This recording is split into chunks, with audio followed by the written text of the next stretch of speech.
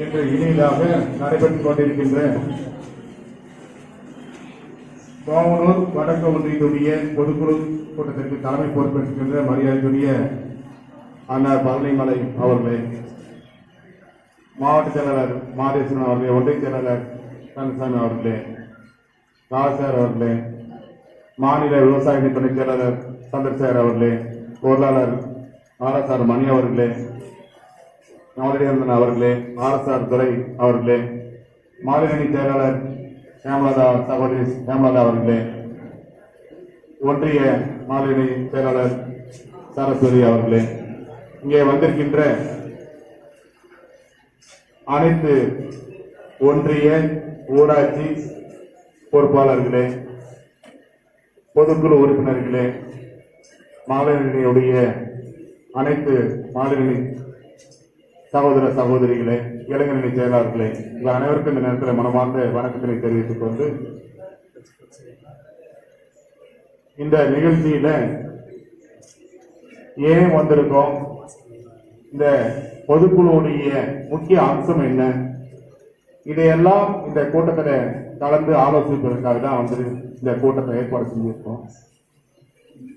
இப்போ தேர்தல் வர இருக்கிறது, சட்டமன்ற தேர்தல். அந்த தேர்தலுக்கான வேலை எல்லா கட்சியும் ஆரம்பிச்சுட்டாங்க. மாவட்ட பொதுக்குழு முடிச்சுட்டு இப்போ ஒன்றிய பொதுக்குழு ஆரம்பிக்கலாம் போது இந்த மோகனூர் ஒன்றியத்தில் 3 ஒன்றியங்களாக பிரிக்கப்பட்டு வடக்கு ஒன்றியத்தில் இன்னைக்கு முதல் முறையாக புள்ளையாசை போட்டு பொதுக்குழு ஆரம்பிச்சிருக்காங்க. இந்த பொதுக்குழு வெற்றிகரமாக நடைபெறுவதற்கு அறுபாடுபட்ட ஒன்றிய செயலாளர் மரியாதைக்குரிய சகோதரர் கந்தசாமி அவர்களுக்கு என்னுடைய மனமார்ந்த நன்றியை தெரிவிக்கிறேன்.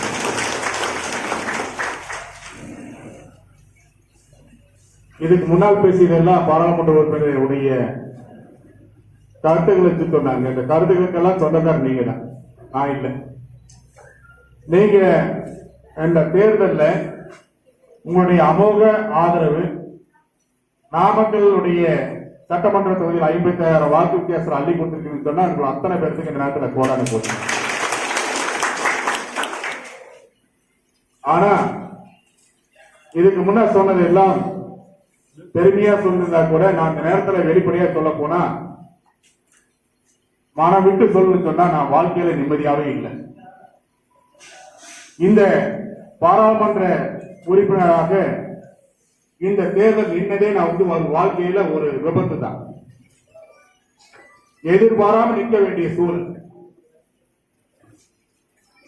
காலத்தின் கட்டாயம். எல்லாரும் நினைக்கிறாங்க வந்து இப்போ இந்த கூட்டத்தில் நான் வந்து இருக்குன்னு சொன்னா எல்லாரும் மரியாதை கொடுக்கிறான்னு சொன்னா அந்த பாராளுமன்ற உறுப்பினர் நீங்க எல்லாம் வாக்களித்து வெற்றி பெற செஞ்ச ஒரே காரணம் தான், வேற வழி இல்லை.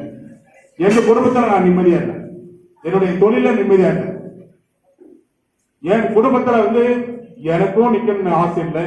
என் குடும்பத்துல யாருமே என்ன தேர்தல் நிக்க சொல்ல தேர்தல் நிக்க கூடாதுன்னு சொல்லிதான் அவ்வளவோ தடைகள் இருந்தும் நான் தேர்தல் நிற்காம இருக்கணும்னு சொல்லி முடிவெடுத்து என்னுடைய கருத்துக்களை வந்து முழுக்க சொன்ன பிறகு, ஏன்னா யாராவது குடும்பத்தில் ஒன்றாவது வந்து தேர்தல் நிக்கணும்னு சொன்னா பரவாயில்ல. ஏன்னா தொழில செஞ்சுட்டு இருக்கோம். நான் வந்து இருக்குது கோழி பண்ண தொழில், எல்லாரும் இந்த பகுதியில கோழி பண்ண வச்சிருக்கீங்க தெரியும். அந்த நான் வந்து மாநில அளவுல தலைவராக இருந்து நான் வந்து என்னுடைய 3 ஆண்டு காலம் இந்த கோழி பண்ணையில நான் செய்த கடமைகளை வந்து இந்த கோழி பண்ண வச்சிருக்கீங்க தெரியும். நான் ஒரு சாதாரண ஒரு குடும்பத்தில் இருந்து பிறந்து தொழில வந்து வளர்ந்து வந்திருக்கேன், வேற ஒண்ணும் இல்லை. இந்த அரசியலுங்கிறது வந்து இது வரைக்கும் என்ன போச்சு, நீங்க லஞ்சம் லஞ்சம் லஞ்சம் சொல்லி இதுதான் பயம். இதுதான் வந்து குடும்பத்தை வந்து பொறுத்த வரைக்கும் பயம். அதே சமயத்துல வந்து பணம் நிறைய இந்த அரசியல் இருந்துட்டு எம்பியா இருந்து நிறைய சம்பாதிச்சு கொண்டாந்து கொடுத்தாங்கன்னா வீட்டுல இருக்கவங்களுக்கு வந்து பரவாயில்ல பணம் கொண்டாந்து கொடுக்கறாங்க. ஏதோ அட்லீஸ்ட் நிம்மதினா பணமாவது நிறைய இருக்கு, சொத்து எல்லாம் வாங்கி போடலாம். உண்மை இல்லைங்களா? ஏன்னா விவசாயி சொல்றவரு அப்படிதான், அமைச்சரா இருக்கிறவரும் அப்படிதான், எம்எல்ஏ இருக்கிறவரும் அப்படிதான். நான் சொல்றது இது வந்து ஏன் சொல்றேன்னு சொன்ன, அவங்க வீட்டுல சீட்டு வாங்கிட்டு வரலன்னா வீட்டுல விட மாட்டாங்க. விடுவாங்களா? சரி, அவங்க தவிர வேற யாருக்காவது சீட்டு வந்து அடுத்து விட்டு கொடுக்கலாம்னு மனசு இருக்கா? இல்ல. எனக்கு வந்து ஆசை. நான் வந்ததே விபத்து. குடும்பத்துல வந்து யாருமே சந்தோஷமா இல்லை. இன்னைக்கு கூட நான் வந்து கொரோனால வந்து உண்மையிலே கொரோனா பாதிக்கப்பட்டுங்க. நான் வந்து ஏன் இதெல்லாம் வெளிப்படையா சொல்லணும், நீங்க எல்லாம் புரிஞ்சுக்கணும் தான். நீங்க எல்லாம் புரிஞ்சுக்கணும். எனக்கு வந்து பொறுத்த வரைக்கும் அரசாங்கம் செலவு பண்ணுது. நான் ஒரு ஹாஸ்பிட்டல்ல போய் வைத்தியம் பண்ணிட்டா அரசாங்கம் செலவு பண்ணுது. இல்லைன்னா நமக்கு செலவு பண்ணதுக்கு நமக்கு சக்தி இருக்கு. ஆனா நான் அரசு மருத்துவமனையில போய் நான் ஏன் வந்து ட்ரீட்மெண்ட் எடுக்கணும்னு சொன்னால், அந்த மருத்துவமனையில நாம போய் இன்னைக்கு வந்து சிகிச்சை பண்ணா மட்டும்தான் அந்த மருத்துவமனையில் இருக்கக்கூடிய பிரச்சனையை நாம கண்டறிந்து இந்த பொதுமக்களுக்கு பயன்படும். எனக்கு வந்து பாசிட்டிவ் வந்த உடனே நைட்டு 9 மணிக்கு கலெக்டர் கூப்பிடுறாரு. உங்களுக்கு வந்து பாசிட்டிவ் இருக்கு முதல்ல அவர்களே எனக்கு சொல்றாரு. ஏன்னா இது வந்து அபிஷியல் அப்படிதான் வரும். அவர் பேசுறது முன்னாடி அமைச்சர்கிட்ட பேசிட்டு தான் எனக்கு பேசுறாரு. அவங்க சொன்னது வந்து சரி வந்து எம்பிட்ட பேசிட்டு அப்போல நம்ம கூட்டி போயிடலாம் அப்படிங்கிறாரு. இல்லைன்னா கோவில் மெடிக்கல்ல போய் அட்மிட் ஆகலாம்னு சொல்லி அதன் பிறகு அவருக்கு வந்து கலெக்டர் பேசுறாரு. கலெக்டர் பேசும்போது நான் சொன்னேன், இல்ல சார் நான் வந்து ஐஆர்டியில போய் பெருந்துறையில அட்மிட் ஆகிருக்குன்னு சொல்லி சொன்னேன். அதுதான் காரணம் எதுன்னு சொன்னா, நான் அந்த வார்த்தை சொல்றதுக்கு இதுக்கு முன்னால் இந்த கொரோனால பாதிக்கப்பட்டவங்களை வந்து அந்த ஹாஸ்பிட்டல் நிறைய பேருக்கு அனுப்பிச்சிருக்கேன். இவருடைய சித்தப்பா ஆம்புலன்ஸ்ல ஹோமால தான் வர கொரோனால பாதிக்கப்பட்டு கோயம்புத்தூர்ல தனியார் ஹாஸ்பிட்டல் யாருமே முடியாதுன்னு சொல்லிட்டாங்க. அப்படி கோமால வந்து ஆம்புலன்ஸ்ல வெண்டிலேட்டர்லயே வந்தவர் கூட்டிட்டு வாங்கன்னு சொல்லி அதே அரசு மருத்துவமனையில அட்மிட் பண்ணி இன்னைக்கு அவர் உயிரோட திரும்பி இன்னைக்கு போயிருக்காரு சொன்னா அந்த ஐஆர்டி தான். இன்னைக்கு நான் வந்து அதுல போய் இன்னைக்கு வைத்தியம் பண்ணனாலதான் இன்னைக்கு மாநில இளைஞர் சூரியமூர்த்தி குடும்பம் 4 பேர் இன்னைக்கு வந்து கொரோனா பாசிட்டிவ். இப்போ அந்த மருத்துவமனையில வைத்தியம் பண்ணிட்டு இருக்காங்க. அதை விட என்ன சொல்ல போனா எங்க அப்பாவுக்கு கொரோனா பாசிட்டிவ் வந்துச்சு, என்னுடைய அண்ணன் பையனுக்கு கொரோனா பாசிட்டிவ் வந்துச்சு. அவர்களும் 2 நாட்களாக ஐஆர்டியில தான் இருக்காங்க அரசு மருத்துவமனை. தினையே சொன்னா நாம போய் அங்க இருந்தோம்னா தான் மத்தவங்களுக்கு நாம வந்து சொல்லுவது இல்லையா என்ன சொல்லாங்க, இவரு வந்து போய் தனியார் வந்து கொரோனா நிறைய பேர் வந்து விவசாயிகளே தனியார் சொல்லுங்க பண்ணிருக்கோமா இல்லையா? போயிருக்கோம்ல. அந்த தனியார் ஹாஸ்பிட்டல் கொடுக்கிற வைத்தியத்தை விட இன்னைக்கு அரசு மருத்துவமனையில வைத்தியம் நல்லா செய்யக்கூடிய சக்தி இருக்குன்னு சொல்லி தான் நான் அனுப்பிச்சிருக்கேன். எந்த அளவுக்கு நீங்க வந்து இத ஒரு முக்கியத்துவம் கொடுக்கணும்னு சொன்னா அந்த இடத்துல போய் பார்த்த பிறகுதான் அந்த மருத்துவமனையில சொல்றாங்க, ஒரு கட்டடத்துக்கு வந்து நாங்க வந்து அரசுக்கு தமிழக அரசுக்கு லெட்டர் கொடுத்திருக்கோம், 31 கோடி ரூபாய் கட்டடம் கட்டணும் ஹாஸ்பிட்டலுக்கு வந்து இன்ஃப்ராஸ்ட்ரக்சர் டெவலப் பண்ணி.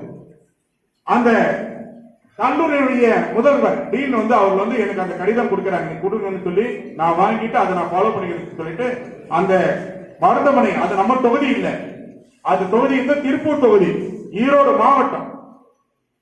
நான் அதுக்கான முயற்சி எடுத்து நான் செஞ்சு கொடுக்கிறேன்னு சொல்லிட்டு அந்த லெட்டர் வாங்கினது மட்டுமல்லாமல் அந்த அரசு மருத்துவமனைக்கு வந்து பெட்ஷீட்ல நல்லா வாஷ் பண்றதுக்கு வேணும்னு சொல்லிட்டு அது 7 லட்சம் ரூபாயில வந்து ஒரு வாஷிங் மிஷின் வந்து இண்டஸ்ட்ரியல் வாஷிங் மிஷின் வாங்கி கொடுக்கறதுக்கு சொல்லியிருக்கேன். அடுத்த மாசத்துல நான் போகுது. இதெல்லாம் ஏன் சொல்றேன்னா நாங்க போய் அப்பிங்கானதான் அந்த இது வரும் தெரியுதுன்னா நம்ம செய்யறதுக்கு ஒரு வாய்ப்பு செஞ்சோம்னா இந்த நாமக்கல் பாராளுமன்ற உறுப்பினர் செஞ்சோம்னு சொல்லி அங்க இருக்க சந்தோஷப்படுவாங்க. நம்ம பகுதியில் இருக்கிற அங்க போய் வைத்தியம் பண்ணிக்கிறோம். இது எல்லாம் நமக்கு வந்து ஒரு வாய்ப்பு ஏற்படுத்தி கொடுத்தது.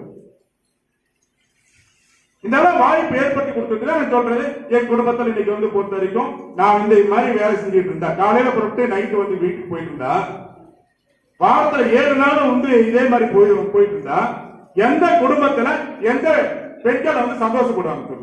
காலையில எழுந்திரிச்சு நான் வந்து 7:30 மணிக்கு குளிப்பேன், 8 மணிக்கு பழையசோறு இருந்து மோர் ஊற்றி கரைச்சி குடிச்சுப்பேன், 8:30 மணிக்கு நான் புறப்படுவேன், 9 மணிக்கு எந்த யூனியன்ல இன்ஸ்டியூட் அங்க இருப்பேன். நான் அந்த 9 மணிக்கு போறது மட்டுமல்ல, மதிய சாப்பாடு செஞ்சு எடுத்துட்டு போயிருக்கேன். கூட 30 பேருக்கு எடுத்துட்டு போயிருக்கேன். அதையும் லெமன் சாதமோ தயிர் சாதமோ இல்ல வந்து தக்காளி சாதம் ஏதாவது ஒண்ணு செஞ்சு எடுத்துட்டு 30 பேருக்கு எடுத்து பிளேட் எடுத்துட்டு கொண்டு போயிடும். அந்த அதிகாரியே எங்களோட சேர்த்து சாப்பிடுற மாதிரி. இதே அரசு கட்சியா இருந்தா என்ன பண்ணுவாங்கன்னா, எந்த யூனிட் போறா அங்க வந்து அசைவ சாப்பாடு ஏற்பாடு பண்ணி கொடுக்கணும். கூட வரவங்களுக்கு எல்லாம் அதிகாரிகள் செஞ்சு கொடுக்கணும். அப்படி பண்ணும்போது அந்த அதிகாரி லஞ்சம் வாங்கதான் செய்வாங்க. நான் லஞ்சமே வாங்கக்கூடாதுன்னு இருக்கேன். நான் அதிகாரிகளுக்கு செலவு வச்சு அதிகாரி என்னன்னு நினைப்பாங்க. டீ கூட வாங்கி கொடுக்கறதுனா என் பாக்கெட் வந்து எடுத்து கொடுக்குறேன். எதையுமே அந்த மாதிரி எண்ணமே நமக்கு வந்து சுத்தமா கிடையாது. லஞ்சங்கிறதே நமக்கு ஆகாது.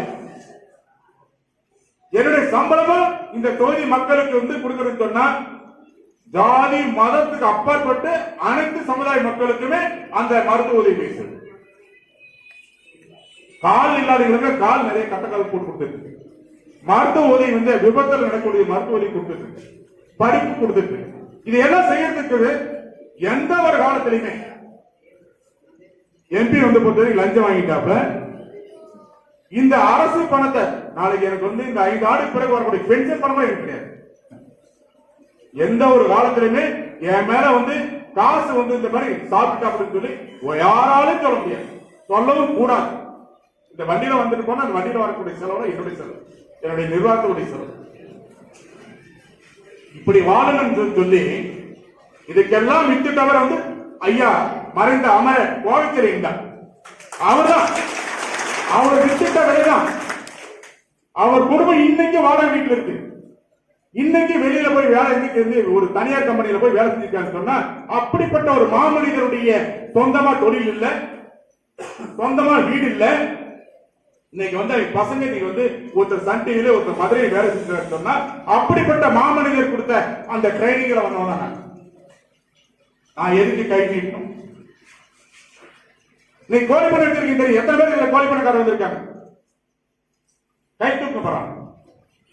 இந்த கோழி பண்ணையில வந்து இந்த பகுதிக்கு வந்திருக்காங்க. இந்த நான் பதவிக்கு வந்த பிறகு கோழி பண்ணை வச்சிருக்கீங்க எவ்வளவு பேர் இதுல வந்து குளிர் சதனம் வந்து குளிர்பதனம் கிடக்கு வச்சிருக்கீங்க? யாராவது இதுல கோல் வச்சிருக்கீங்களா? இல்ல. வச்சிருக்கீங்களா? யாரு இல்ல. இந்த சின்ன பண்ணையாளர் நான் தொடர்ந்து வேளாண்மை சட்டத்தில் வந்து வரதுக்கு முன்னாடி சொல்றேன். இதெல்லாம் நம்ம வந்து யோசிக்கணும். முட்டை வந்து பொறுத்த வரைக்கும் விலை குறைவா இருக்கும் பொழுது முட்டை ஸ்டாக் வச்சிருவாங்க. அங்கங்கே வசதிப்படுத்தியவர்கள் ஸ்டாக் வச்சிருவாங்க. முட்டை விலை வந்து கொஞ்சம் ஏறும் பொழுது மார்க்கெட்ல முட்டை ₹1 ரேட் கூடும் பொழுது அந்த முட்டையை வந்து மார்க்கெட் கோல்ட் ஸ்டோரேஜ் முட்டை வெளியே எடுத்து 15 பைசா 20 பைசா 25 பைசா குறைஞ்சு விற்பாங்க. ஆட்டோமேட்டிக்கா இந்த பண்ணையாளர்களுக்கு வந்து முட்டை விலை இறங்கும். மறுபடியும் ரேட் கீழே வரும், டிமாண்ட் வராது. மறுபடியும் கீழே வந்த பிறகு மறுபடியும் அந்த முட்டையை வந்து கீழே ரேட் வந்த கூட வாங்கி வச்சிருவாங்க. அவங்க வந்து முட்டைக்கு ₹1 லாபத்தை கொடுத்துருவாங்க.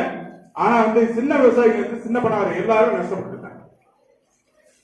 இந்த அதிகாரம் நமக்கு இருக்கிறதுனால அந்த கோல் ஸ்டோரேஜ் வைத்திருக்க முட்டைக்கு இனி வைக்கும் பொழுதே சீல் வைக்கணும்னு சொல்லி அவர் வர சொல்லி மாவட்ட ஆட்சியர் அலுவலகத்தை மாவட்ட ஆட்சியர் வைத்து அந்த பண்ணை அந்த கோல் ஸ்டோரேஜ் வச்சிருக்க அத்தனை பேருக்குமே நீங்க முட்டையில வந்து வைக்கும் போதே சீல் வைக்கணும். அந்த முட்டை நீங்க வச்சிருக்க டெம்பரேச்சர் எவ்வளவு அதுக்கு தகுந்த மாதிரி நீங்க எக்ஸ்பிரி டேட் வந்து அதே சீல் வைக்கணும்னு சொன்னேன்.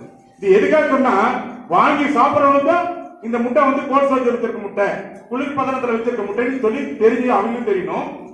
இந்த மார்க்கெட்ல வந்து செயற்கையா டிமாண்ட் வந்து வர்றது செயற்கையா டல் உருவாக்குறது மார்க்கெட்ல போகுது. அப்பதான் பண்ணக்கார விலை கிடைக்கும் சொல்லி அது முடிவெடுத்த பிறகு நீங்க முட்டைக்கு விலை கிடைக்காது. இதுக்கு வந்து அந்த அதிகாரம் இருந்தாலும் செய்ய முடியுது. அரசியல் அங்கீகாரம் இல்லாத பட்சத்துல நான் செஞ்சிருக்க முடியாது.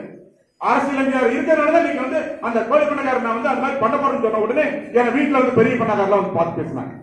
கொஞ்ச நாள் கொஞ்சம் விட்டு கொடுக்க சொல்லி, கொஞ்ச நாள் நீங்க அமைதியா இதை பத்தி பேசாம விட்டுனா போறாங்க. முடியாது சொல்றேன், முடியாது. இதுல பண்ணையாளர் நிறைய பாதிக்கிறாங்க. கண்டிப்பா இது வந்து இதன் உடனடியாக நடவடிக்கை எடுக்க போற. உடனடியாக அந்த மாதிரி முட்டை வச்சிருந்தாங்க சீல் வைக்காம இருந்தால் அந்த முட்டையை வந்து அதே இடத்துல தேசி போட்டு குடிநோடி அந்த முட்டையை எடுத்து கொட்டிட்டு போகும். அப்படிங்கும் போது முட்டை யாராவது வந்து வைப்பாங்களா? வைக்க மாட்டாங்க. சர்க்கரை இன்னைக்கு வந்து விவசாயிக்கு கரும்புக்கு வேலை இல்லை. கரும்புக்கு வந்து இங்க மோகனூர் மில்ல பாத்தீங்கன்னா ஒரு வருஷத்துல வந்து 30 to 40 நாள் அதிகப்படுத்தும். அவ்வளவுதான் ஒரு 30 40 நாள் தான் வரும். வருஷம் கூட ஓடிட்டு இருந்த மில்லு 30 40 நாள் வரும். அதே சமயத்துல இந்த கரும்பு வந்து பொறுத்த வரைக்கும் நாட்டு சர்க்கரையா மாத்துறதுக்கு இந்த அக்ரிமெண்ட் இல்லாத கரும்பெல்லாம் அதுக்கு போகுது. அதுல வந்து விவசாயிகளுக்கு அதுலயே கிடைக்கிற போது அவங்களுக்கு விலை கிடைக்கல. 2850 வெட்டு கூலியோட கொடுக்குறாங்க கரும்பு. 850 வெட்டு கூலி டிரான்ஸ்போர்ட் போயிருக்கு. 2000 ரூபாய் கிடைக்குது. இதுதான் மத்திய அரசுக்கு வந்து பிஎம் ஒரு லெட்டர் எடுத்து 4250 கொடுக்கணும்னு சொல்லி கொடுத்திருக்கு. அந்த லெட்டர் ஃபார்வர்ட் இருக்கு.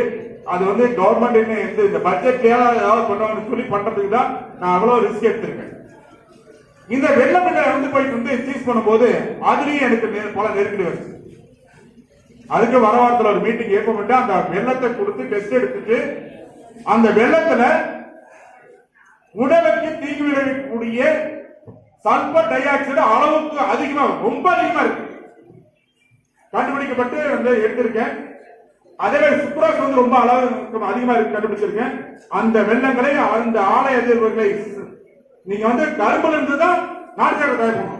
கரும்பை விட்டுட்டு வெள்ளை சர்க்கரையை வச்சு நாட்டு சக்கரை தயார் பண்ணி குடிச்சதுனாலதான் இந்த சிக்கல் வருது. நாட்டு சர்க்கரையை வந்து உண்மையாக கரும்புல எடுக்காத பட்சத்துல அந்த வெள்ளங்களை இயற்கை உரத்துக்கு மட்டும்தான் பயன்படுத்த முடியும், மனிதனுக்கு கொடுக்க முடியாதுன்னு சொல்லி அந்த அடுத்த வாரத்தில் மீட்டிங்ல வந்து முடிக்க போனா மீட்டிங் ஏற்பாடு பண்ண சொல்லி. அப்போ அந்த மாதிரி ஒரு கரும்பை வெட்டிட்டு வந்து அதுல வந்து இயற்கை சர்க்கரை வந்து நாட்டு சர்க்கரை தயார் பண்ணா ஒரு நாளைக்கு 10 டன் வந்து இப்ப நீங்க வந்து 1 டன் வெட்டாலும் 10 டன் வெட்டுவாங்க. 10 டன் வெட்டும்போது கரும்பு வேலை சேர்த்து வருமா இல்லையா? ஜாஸ்தி வந்து மரம் அதிகம், அப்ப வேலை அதிகமா கிடைக்கும். அதே வாங்கி சாப்பிடுற பப்ளிக் இன்னைக்கு வந்து இன்னைக்கு அஸ்கா சர்க்கரை விட்டு நாட்டு சர்க்கரைக்கு வந்திருக்கோம்.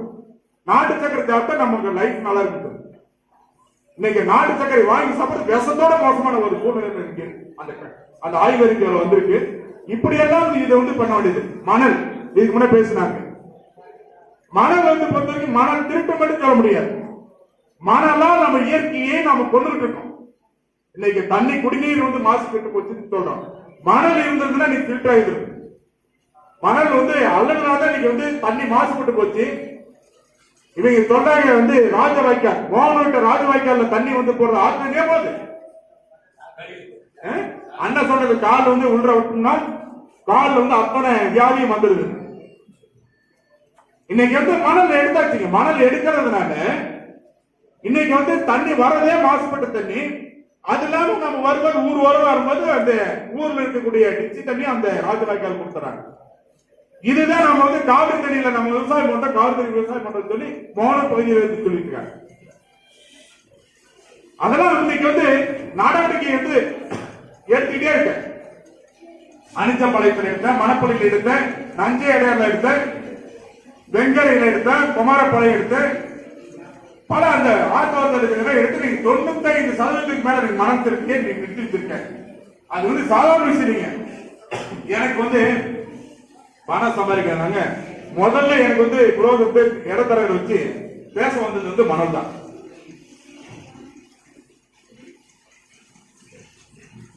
ஐந்து ஆண்டுகள், ஏன்னா நான் ரொம்ப ஸ்ட்ரிக்டா பிடிச்சதையும் இடத்தரகர் வச்சுட்டு வராங்க. 5 ஆண்டுகள் நீங்க அமைதியா விட்டுருங்க, மணல் பத்தி பேசுவாங்க. 100 கோடி ரூபாய் பணம் சென்னையில வச்சு பேசுறது. ஏங்க 100 கோடி ரூபாய் பணம் வருதுன்னு சொன்னா யாருக்கு ஆசை வராது சொல்லுங்க? 100 கோடி ரூபாய் 5 வருஷம் நீங்க வந்து பேசாம இருக்கணும் சொல்லி இந்த கான்ட்ராக்ட்ல நீங்க வந்து இன்னைக்கு நான் புடிச்சிட்டு இருக்க கான்ட்ராக்ட்ல 5% அவர் வந்து எதுவுமே வந்து இன்ஸ்பெக்ஷன் வரக்கூடாது, வராம 5% கொடுத்துருவாங்க. 5% 1200 கோடி ரூபாய் ஒரு வருஷம் உடைய ப்ராஜெக்ட் நீங்களே போட்டு 1200 கோடி ரூபாய் நாமக்கல் மாவட்டத்தின் திட்டங்களுக்கு மட்டும், மத்திய மாநில அரசு திட்டங்களுக்கு நாமக்கல் மாவட்டத்தில் தலைவர் நான் தான் பயன் போடணும். 1200 கோடி ரூபாய்க்கு நீங்க 5% போட்டா என்ன கணக்கு வருது? 60 கோடி.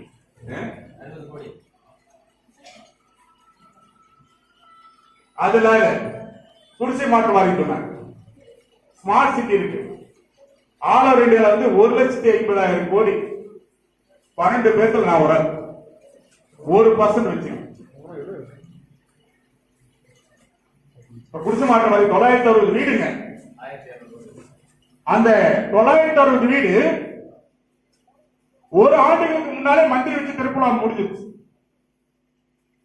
அந்த வீடுகள் வந்து பயணிக்காளர்களுக்கு வீடு ஒதுக்கிறதுக்கு 1,40,000 ரூபாய் ஒரு வீட்டுக்கு பணம் கட்டணும். அதுக்கு வந்து அப்ளிகேஷன் கூட வாங்கிட்டு இருந்தாங்க. அந்த வீடு ஆய்வு போன பிறகு அந்த வீடு தரம் இல்லை சொல்லி உறுதி பண்ணிட்டு மத்திய அமைச்சருக்கு வந்து அந்த கமிட்டியில் நான் இருக்கனால மத்திய அமைச்சருக்கு வந்து கடிதம் கொடுத்து வீடியோ போட்டோ சாதனம் கொடுத்து மத்திய அரசுல இருந்து குவாலிட்டி கண்ட்ரோல் செக் பண்ண பிறகுதான் அந்த வீடு பயணிக்காளர் கொடுக்கணும் அப்படின்னு சொல்லிட்டு நான் வந்து லெட்டர் வச்ச பிறகு அந்த வீடு வந்து இன்னைக்கு வரைக்கும் அந்த வீடு யாருக்கும் மாதிரி வந்து அப்ளிகேஷன் வாங்கல. 960 வீடு ரீஒர்க் பண்ண சொல்றாங்க. ரீஒர்க் பண்ற வீடு பண்ணினாலும் கட்டணம் சரி வராத சூழ்நிலையில இப்ப வருகின்ற செவ்வாய்க்கிழமை இது சம்பந்தப்பட்ட மேல் அதிகாரி வராங்க. அன்னைக்கு வந்து முடிவு பண்ணிட்டு இதே நிறுவனம் வந்து திட்டப்பட்ட கட்டிட்டு அது இன்ஸ்பெக்ஷன் இருக்கனால இப்போ வந்து அது சரியா கட்டிட்டு இந்த கட்டணத்தை சரி பண்ண முடிக்காம அந்த பணத்தை அது வாங்க முடியாதுன்னு சொல்லி லெட்டர் வைக்கணும். வச்சுட்டா நீங்க வந்து இந்த 960 வீடு நீங்க வாங்கக்கூடிய அத்தனை பேரும் 10 ஆண்டுகளுக்கு மேல இந்த கட்டணம் வராது. இப்படிதான் நீங்க இருக்கு. நான் சொல்றது வந்து இதுவரைக்கும் 240க்கு மேற்பட்ட குறைபாடுகளை கண்டுபிடிக்கப்பட்டு பேமெண்ட் ஸ்டாப் பேமெண்ட் போட்டு ரீவொர்க் பண்ண சொல்லியிருக்கு சொன்னால் இன்னைக்கு இருக்கக்கூடிய எம்எல்ஏக்கள் வந்து மந்திரிக்கான்னு சொன்னா ஒரு வேலை ஒரு அரசாங்கம் செஞ்சிருந்த ஒரு கான்ட்ராக்ட் வேலையாவது ஆய்வுக்கு போய் ஒரு முத்து இருந்து ஒரு குவாலிட்டி இருந்து ஒரு கட்டணமா ஒரு ரோடோ ஏதாவது தரம் இல்லைன்னு சொல்லி ஒரு ஆய்வறிக்கை ஏதாவது அனுப்பிச்சிருந்தாங்கன்னு சொன்னா அப்ப நீங்க வந்து 9 ஆண்டு காலம் இந்த தொகுதியிலே நீங்க வந்து சட்டமன்ற உறுப்பினர் இருந்து இந்த பகுதிக்கு அமைச்சராக இருந்து நீங்க வந்து ஆய்வு செய்து இந்த தரம் இல்லாத இந்த ரோடு போட்டிருக்காங்க, தரம் இல்லாமல் இந்த கட்டணம் கட்டிருக்காங்க, இந்த தரம் இல்லாமல் செக்டர் கட்டிருக்காங்க, தரம் இல்லாமல் வரப்பு கட்டிருக்காங்கன்னு சொல்லி நீங்க வந்து ஆய்வறிக்கையில் ஏதாவது ஒன்று போட்டுட்டீங்கன்னு சொன்னால் இந்த அரசு இந்த மக்களுடைய வரி பணம் சரியான முறையில சரியா பயன்படுத்தப்படுகிறது சொல்றோம். 100 நாள் வேலை வாய்ப்புல ஊழல். 100 நாள் வேலை வாய்ப்பு நீங்க விவசாயிகளா நாம் இருக்கிறோம். நீங்க விவசாயத்தில் இருக்கக்கூடிய இந்த நம்பி இருக்கக்கூடிய நாமளே இன்னைக்கு வந்து 100 நாள் வேலை வாய்ப்பு அட்டை போட்டு இன்னைக்கு ஏரி வேலைக்கு போறோம்னு சொல்லி போறோம், குட்ட வேலைக்கு போறோம்.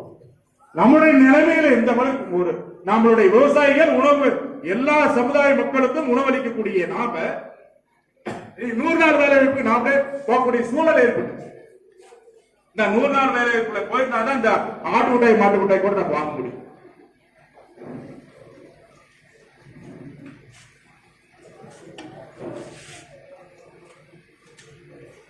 அமைச்சர் இந்த தொகுதி மட்டும் இல்லாமல் அமைச்சருடைய தொகுதி வந்து ஈரோடு பாராளுமன்ற தொகுதி.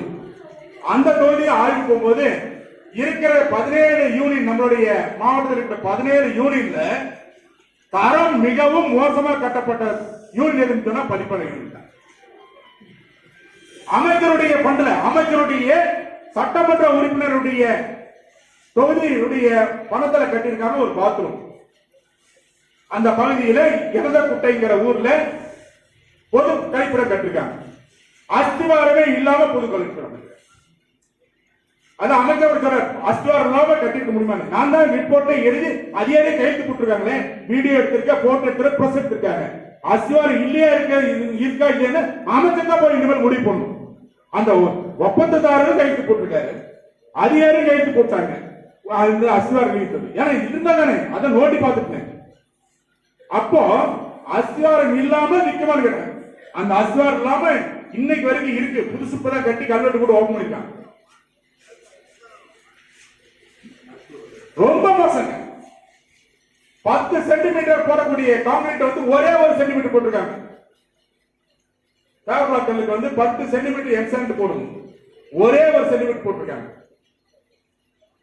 இது போல நீங்க வந்து செக் டேம்ல நிறைய இடிச்சு கட்டிட்டு இருக்கோம். உங்களுக்கு இந்த தேர்தல் நேரத்தில் எல்லாம் டிஜிட்டல் ஸ்கிரீன்ல வந்து அது எல்லாம் வரும். இதெல்லாம் ஆதாரபூர்வமாக ஒவ்வொரு இடத்துல ஸ்பாட் இன்ஸ்பெக்ஷன்ல போட்டு நான் ரிப்போர்ட் வாங்கி கையெழுத்து போட்டு டெல்லி வரைக்கும் போய் வந்து இங்க வரும்.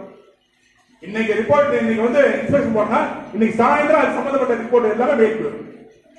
ஆதாரம் நான் மேடையில வந்து எந்த மேடையில வந்து நான் வந்து பேச தயாரா இருக்கேன், எந்த மேடையிலையும் விவாத தயாரா இருக்கேன். நான் யார்கிட்ட லஞ்சம் வாங்கணும்னு சொல்லி அதிகாரி சொல்லட்டும் இல்ல மந்திரி சொல்லட்டும், என்னுடைய பேர் சொன்ன எந்த டிபார்ட்மெண்ட்ல போனா ஒரு பைசா நீங்க லஞ்சம் கொடுத்தாங்க. நீங்க நான் சொல்றேங்க, இந்த விளையாட்டு சொல்ல எந்த டிபார்ட்மெண்ட்ல நீங்க வந்து போய் உங்களுக்கு ஒரு காரியம் ஆகும் சொல்லி போய் பாருங்க. உங்களுக்கு வேலை போய் இழுக்கிறாங்க இல்ல பணம் கேட்கறாங்கன்னு சொன்னா நான் எம்பி போன் பண்றேன்னு சொல்லுங்க, எனக்கு அந்த இடத்துக்கு போன் பண்ணுங்க. ₹1 யாராவது லஞ்சம் கேட்டாங்க, எந்த அதிகாரியை கேட்டாங்கன்னு சொன்னா நீங்க கேட்கறதுக்கு நம்ம இருக்கோம். அப்ப என் பேர் சொன்ன லஞ்சம் சொன்னா அதுக்கு காரணம் வந்து நம்ம கை சுத்தம். கை சுத்தம் நம்ம இல்லைன்னா தப்பு நான் பண்ணியிருந்தேன்னா அதிகாரி வந்து இன்னைக்கு சொல்லிக்கோ நாங்க அவருக்கும் காசு கொடுத்துட்டு இருக்கோம் அப்படின்னு சொல்லுவாங்க. ஒரு பைசா பேர் சொன்னா லஞ்சம் தேவையில்லை. லஞ்சம் வாங்கிய பணத்தை திருப்பி போய் கொடுத்துட்டு வராங்க. இது சாதாரண விஷயமா?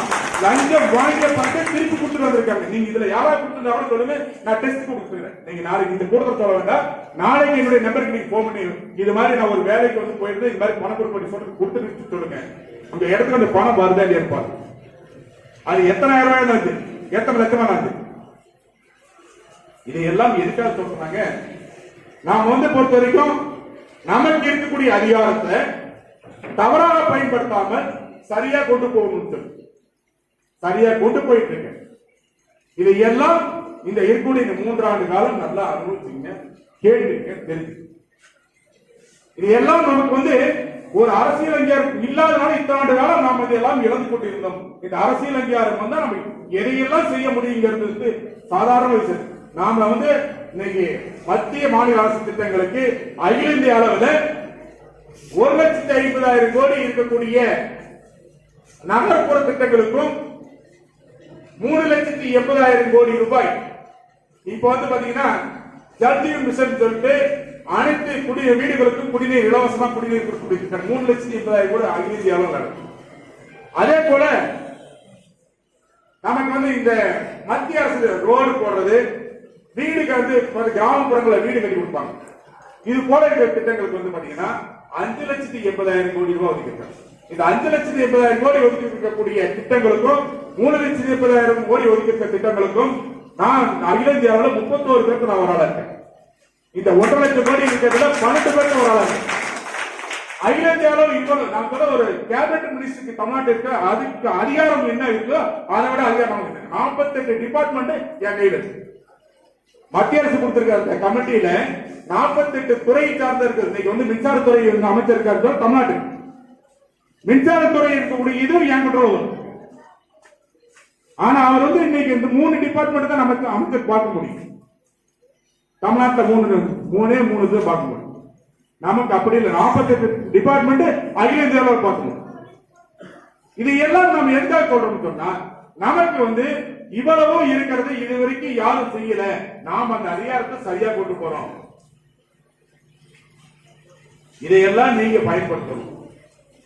அதே மாதிரி இன்னைக்கு மத்திய அரசுடைய இந்த வேளாண் சட்ட திருத்தம் வந்து பண்ணிருக்கிறதுல இதுக்கு முன்ன பழனிமலை சொன்னாங்க. இந்த கான்ட்ராக்ட் ஃபார்மிங் என்ன? விவசாயம் இன்னைக்கு வந்து நாம உற்பத்தி பண்றது சொன்னால் இதுக்கு முன்னாடி நெல் வந்து நம்ம இருக்க நெல் வந்து விதை நெல் நம்ம வச்சுட்டே இருப்போம். வருஷம் வருஷம் நம்ம உற்பத்தி பண்ணுவோம், விதைகள் எடுத்து வச்சுக்கோம். அந்த விதைகள் அடுத்த வருஷத்துக்கு போடும். இப்போ விதைகள் நம்ம வச்சிருக்கோமா? நம்ம இருக்க விதைகள் போட்டா விதை வருதா, ஈல்டு வருதா?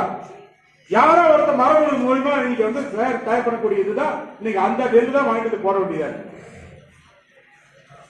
அவன் பேர் வச்சிருக்கான், ஒவ்வொன்றுக்கும் பேர். அப்பெல்லாம் வந்து பாத்தீங்கன்னா ஒரு 5-6 பேர் இருக்கும். இப்ப பல பேர்கள் வச்சிருக்கான். அவன் கொடுக்கிற பேர்ல தான் நம்ம வந்து இன்னைக்கு வாங்கிட்டு வந்து நெல் போறோம். மரவள்ளி கிழங்கு முன்னாடி பாத்தீங்கன்னா பர்மான் இருக்கும், முள்ளுவாடி இருக்கும், வெல்ரோஸ் இருக்கும். இன்னைக்கு கிழங்குல பாத்தீங்கன்னா பல விதம். தக்காளியில வந்து பாத்தீங்கன்னா நாட்டு தக்காளி தான், தக்காளி பல விதம். இதுதான் இன்னைக்கு வந்து இருக்கக்கூடிய இந்த வேளாண் சட்ட திருத்தத்துல வரக்கூடிய இதுல இந்த கான்ட்ராக்ட் ஃபார்மிங் வரும்பொழுது அந்த கொடுக்கக்கூடிய விதையை அவன் தான் கொடுப்பான். அந்த விதையை வந்து நீங்க வந்து நம்ம பகுதியில கான்ட்ராக்ட் ஃபார்ம் பண்ணா அது எந்த அந்த மண்ணு டெஸ்ட் பண்ணுவான். இந்த மண்ணை டெஸ்ட் பண்ணிட்டு இன்னைக்கு வந்து இந்த மண்ணுக்கு இதுதான் போடணும்னு சொல்லி கொடுப்பான், விதையை கொடுப்பான். அந்த விதையை மறுபடியும் நம்ம வந்து எடுத்து கொஞ்சம் வச்சு நம்ம வந்து அதுல மறுபடியும் காய் வந்து அந்த காயில வந்து பழமாகி அந்த வரக்கூடிய விதையை நம்ம அடுத்தது போடலாம் நினைச்சோம்னா விதை போட்டா முளைக்காது. அவன் கொடுக்கிற விதையை நாம வந்து பண்ணணும். அவன் கொடுக்கிற உரம் தான் இந்த உரம் தான் யூஸ் பண்ண சொல்லுவான். இந்த செடிக்கு இந்த மருந்து யூஸ் பண்ணணும், இந்த உரம் யூஸ் பண்ணணும். நோய் வந்ததுன்னா அவனே வந்து ஆள் போட்டிருப்பா இந்த மருந்து தான் அடிக்கணும்னு சொல்லி. தண்ணி பத்தா போச்சுன்னா நாம தண்ணி வாங்கிட்டு வந்து ஊத்தணுமா? இன்னும் அந்த தண்ணியை வந்து டிடிஎஸ் கூட செக் பண்ற கூட வரலாம். நீங்க வந்து தண்ணி வந்து நீங்க கொண்டு, ஏன்னா விவசாயம் பண்றீங்களே தெரியும், காவிரி தண்ணியில வந்து விவசாயம் பண்றாங்க, விவசாயம் நல்லா வருது. கிணறு தண்ணி நம்ம விடுறோம் வந்து சரியா வரல, உப்பு தண்ணி எடுத்துக்கணும். இதுதான் சொல்லுவான் அவன் வந்து நீங்க வந்து தண்ணி வந்து சரியா இல்ல, டிடிஎஸ் அதிகமா இருக்கு, உப்பு அதிகமா இருக்கு, நீங்க சாப்ட்வேர் போட்டு தண்ணி விடணுமா? ஆகுமா? அது விவசாயம் பண்ண முடியுமா? பண்ண முடியாது. அவன் வைக்கிறது வந்து விவசாயிகள் வந்து சிறு குறு விவசாயிகள் வந்து பாத்தீங்கன்னா 85-90% சிறு குறு விவசாயி தான்.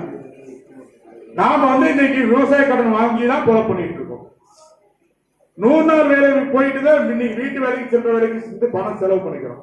ஆடு மாடு வந்து கோழி குஞ்சு வச்சுக்கிட்டு தான் நம்ம வந்து இன்னைக்கு வீட்டு கடனை வந்து அடைச்சிட்டு இருக்கோம் படிக்கிறது. 100% சிறு விவசாயி. இதை நல்லா புரிஞ்சுக்கிட்டாங்க. ஏன்னா டேட்டா வாங்கிட்டு இருக்கு. இன்னைக்கு வந்து அந்த காலத்துல மாதிரி 200 ஏக்கர் 500 ஏக்கர் 300 ஏக்கர் வச்சிருக்க யாரும் இல்ல. அந்த மாதிரி வச்சிருக்கிற நிலமும் இன்னைக்கு வந்து தொழில் பண்ணிட்டு வாங்கிட்டு இருப்பாங்க, சும்மா கிடக்கும். வேட்டைக்காரருக்கு விவசாயம் பண்ண மாட்டாங்க. இந்த மாதிரி இருக்கக்கூடிய நிலத்துல அவன் கொடுக்கக்கூடிய இதுல 1 ஏக்கருக்கு இத்தனை கிலோ வரும்னு சொல்லி லிஸ்ட் கொடுத்துப்பான். நீங்க வந்து சாதாரண விஷயங்க, பிராய்லர் இன்டகிரேஷன் இருக்கு. பிராய்லர் வந்து பண்ணைய வந்து வளர்க்கறதுக்கு வந்து காசு கொடுப்பாங்க. இன்னைக்கு பிராய்லர் வளர்க்கறதுக்கு காசு கொடுக்கும்போது எடை வரும். எடை பேஸ் பண்ணி தான் அவங்க பணம் கொடுப்பாங்க. எடை வெயிட் அதிகமா இருந்துச்சுன்னா வந்து ஜாஸ்தி வரும், எடை வெயிட் கம்மியாச்சுன்னா ரேட்டு குறைஞ்சி பணம் வந்து பிடிக்கிறது வரும். சாதாரண ஒரு விஷயத்துக்கு 35 நாள்ல கோழி பிடிக்கிறது வந்து பிராய்லர் கோழிக்கு இந்த மாதிரி ஒரு பிரச்சனை எல்லாம் வந்து லீஸ் போடுவாங்க. அதுல வந்து கட்டிங் வரும், இதுல கூலியே கட்டுப்படியாக. இதுதான் விவசாயிகளுக்கு வந்து இன்னைக்கு வந்து அந்த கான்ட்ராக்ட் ஃபார்ம்ல போடும்போது நமக்கு வந்து இந்த கிலோல வந்து இவ்வளவு ஈல்டு வரணும், இந்த சைஸ் வரும். இத பாருங்க, நீங்க வந்து 2 டன் ஒரு ஏக்கருக்கு வரணும்னு சொல்லி சொல்றாங்க தெரியும். 2 டன் வரணும்னு சொன்ன மக்காச்சோளம் இருக்கு, ஒரு நம்ம வந்து ஒரு 25 மூட்டை ஒரு ஏக்கருக்கு வரும்னு சொன்னா அவன் 100 கிராம்ல எடை போட்டோம்னா 280 முத்து வரும். நீங்க 280 முத்து வந்து நல்ல தண்ணி சரியா இருந்தா 280 முத்து வந்துடும். சரியா தண்ணில 300 350 400 450 கூட வருது. அத வந்து அவன் எடுக்க மாட்டான். அந்த பொருளை எடுத்துட்டு போற பொருளுக்கும் 2 பங்குக்கு நம்ம அக்கௌண்ட்டுக்கு பணம் வரும், 1 பங்குக்கு வராது. அவன் போயிட்டு கிரேடிங் டெஸ்டிங் இதெல்லாம் முடிச்சுட்டு பணம் வந்து வரும். இல்லைன்னா வந்து அந்த கான்ட்ராக்ட் நம்ம வாங்கி இருக்குதுல அடுத்த முறையில, ஏன்னா வந்து அவன் சொல்றது இந்த விவசாயம் எடுத்து முடிச்சானா உடனே வந்து என்ன அந்த கறிக்கோழி மாதிரி தான், மறுபடியும் 15 நாள்ல சேர்த்து சுத்தம் பண்ணிட்டு மறுபடியும் கொண்டு வர மாதிரி மறுபடியும் வந்து கிளீன் பண்ணிட்டு விட்டுருக்கணும். அந்த வந்து விவசாயம் பண்ணி சொல்லுவான். இதே மாதிரி திரும்ப பண்ணிட்டு இருந்தா அந்த விவசாயத்துல மண்ணுடைய வளம் அதிகபட்ச 10 ஆண்டுகளுக்குள்ள நீங்க என்ன பண்ணாலும் வர அந்த மாதிரி சூழலை கொண்டு விட்டுருவாங்க. அந்த வாழக்கூடிய பொருள் வந்து 100 கிராம் சைஸ் ஒரு தக்காளி இருந்துச்சுன்னா 100 கிராம் தக்காளி சைஸ் மட்டும் எடுப்பாங்க. 60 கிராம் 70 கிராம் 30 கிராம் எடுக்க மாட்டோம். இன்னைக்கு நாம வந்து அந்த தக்காளி வந்து நம்ம வந்து யாருக்குனாலும் விற்க முடியும். இன்னைக்கு வந்து ஒரு கடையில போய் நம்ம வாங்குறோம், தக்காளி வாங்க போனோம்னா நம்ம பெருங்காய் மட்டும் போடுவோம், பெரிய தக்காளி போடுவோம். அவன் வந்து கடைசி வந்து அந்த சின்ன தக்காளி வாங்குறதுக்கு சிலர் இருக்காங்க, அந்த சின்ன தக்காளி வாங்கிட்டு போறதுக்கு சிலர் இருக்காங்க, வாங்கிட்டு போறாங்க. இன்னைக்கு வந்து இந்த கான்ட்ராக்ட் ஃபார்ம் புறமே தக்காளி அவனை தவிர யாருக்கும் இருக்காது. தக்காளி அவன்கிட்ட தான் கிடைக்கும், நெல் அவன்கிட்ட தான் அரிசி கிடைக்கும், கோதுமை அவன்கிட்ட தான் கிடைக்கும். இதெல்லாம் கிடைக்கிறது மட்டும் இல்ல, நாளைக்கு அது பிராண்டடா பைப்போடா வரும், பிராண்டட் பாக்கெட்டா வரும். நீங்க வந்து எடுத்தீங்கன்னா சப்பாத்தியா தான் வரும், புரோட்டா தான் வரும். நம்ம வாங்கிட்டு வந்து சப்பாத்தி வீட்டுல சூடு பண்ணி சாப்பிட்டுக்கலாம், புரோட்டா வீட்டுல சூடு பண்ணி சாப்பிட்டுக்கலாம். கிரேவி ஐட்டம் வந்து போட்டு கொடுத்துருவாங்க. நீங்க வீட்டுல வந்து தண்ணி வந்து 100 மில்லி தண்ணி ஊற்றிட்டு நீங்க வந்து அவுட்டு வந்து கட் பண்ணி கொட்டிட்டு நீங்க குழம்பு எல்லாமே இதே சூழ்நிலை போச்சுன்னா அவன் குழம்பு அவனே கொடுத்துருவான், சாப்பாடு டிஃபன் அவனே கொடுத்துருவான், நமக்கு சர்க்கரை அவனே உருவாக்கி கொடுத்துருவான், அவன் சர்க்கரைக்கு அவனே மருந்து தயார் பண்ணுவான், பிரஷருக்கு அவனே மருந்து தயார் பண்ணுவான். ஒபிசிட்டி வந்து உடம்பு வந்து ஜாஸ்தி ஆயிடுச்சுன்னா அதுக்கு மருந்து அவனே கொடுப்பான், வியாதிக்கு போற மருந்து அவனே கொடுப்பான். நீங்க வந்து எல்லாமே நீங்க வந்து பாத்தீங்கன்னா அந்த பை ப்ராடக்ட் வந்துச்சுனாவே எதையுமே நாமளா பார்த்து நாமளா எடுத்துக்க முடியாது. இந்த சிறு வணிகர்கள் எல்லாருமே காலி பண்ணிடுவான். சிறு விவசாயி எல்லாருமே அவங்க கொத்தகையே போய் சேரவங்க. நீங்க 6000 ரூபாய் கொடுக்குறான்னு சொல்லி பெருமையை பேசுறாங்க, 2000 ரூபாய் கொடுக்குறான்னு சொல்லி பெருமையை பேசுறாங்க. ஆனா விவசாயிக்கு வட்டி இல்லாத கடன் கொடுத்து விவசாயிக்கு வந்து பாதிக்கப்பட்டதுக்கு சரியான முறையில் இன்சூரன்ஸ் கொடுத்தாங்கனாவே விவசாயி அந்த 6000 ரூபாய் பணம் கொடுக்க வேண்டிய அவசியமே அந்த கவர்மெண்ட் கொடுக்க வேண்டிய அவசியமே இருக்காது. ஏன்னா நமக்கு வந்து இன்சூரன்ஸ் வந்து அந்த பிளாக் வைஸ் வந்து இங்க வந்து வாழை பிளாக் சொன்னா வாழை தான் சொன்னா வாழை வந்து மொத்தமா அந்த பிளாக் வந்து நீங்க வந்து காத்து வச்சு ஒழிஞ்சு போனா மட்டும்தான் இன்சூரன்ஸ் கிடைக்கும். நெல் பகுதி தான் நெல். இப்ப வெங்காயம் வந்திருக்கு, வெங்காயத்துல வந்திருக்கிறது வந்து ஒரு 3 யூனிட்ல வெங்காயம் வந்து பிளாக்ல இருக்கு. மேக்சிமம் இருக்கிறது வந்து வெங்காயம் டேமேஜ் ஆயிருக்கு. அந்த யூனிட்டுக்கு வந்து எழுதி கொடுத்துருக்கோம். இப்ப எத்தனை பேருக்கு இன்சூரன்ஸ் வரும்னு தெரியாது.